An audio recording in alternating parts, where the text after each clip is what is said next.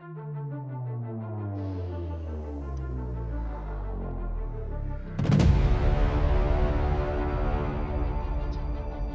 લાગતું હતું કે એનું રેટ કેમ વધારે છે. હવે અમને ખબર પડે છે કારીગર આટલી બધી મહેનત કરે છે, 3-4 મહિના સુધી લગાતાર મહેનત કરે છે, એકદમ ધીરજવાળું કામ છે, ત્યારે જઈને આ એક પટોળું તૈયાર થાય છે.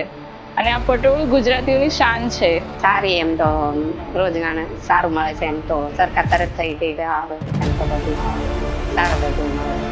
એક્ઝિબિશનમાં અમદાવાદ છે, ગાંધીનગર, અમદાવાદ ગમે ઘણી જગ્યાએ લઈ જાય છે.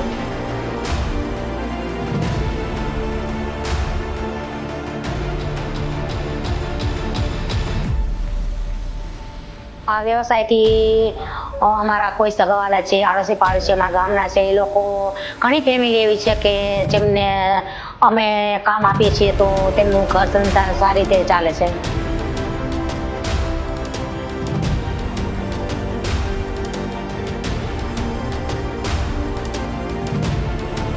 કે બીજું તાણાવાણાનું કામ કરવું હોય, તમામ બહેનો લગભગ 90% બહેનો કામ કરે છે. જેન્ટ્સ તો બધા શું મોટા મેળામાં જવાનું હોય અને મહિલાઓ જઈ ન શકે બહારના રાજ્યમાં કે બહારના સિટીમાં, એટલે અમે જેન્ટ્સ જે છે એ માર્કેટિંગ માટે, મેળાઓ માટે, વેપાર માટે તમે જેન્ટ્સ બહાર જઈએ છીએ. મેક્સિમમ કામ બહેનો જ કરે છે.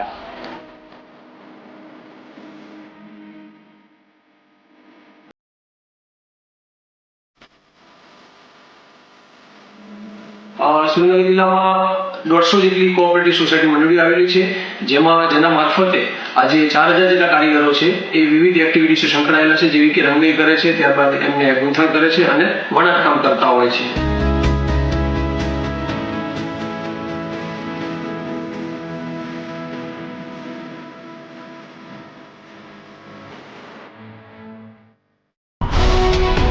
ગુજરાતભરના તાજા સમાચાર મેળવવા માટે અમારી ગુજરાત નેશનલ ટીવી ન્યૂઝને સબસ્ક્રાઇબ કરો, બેલ આઇકોન પર ક્લિક કરો.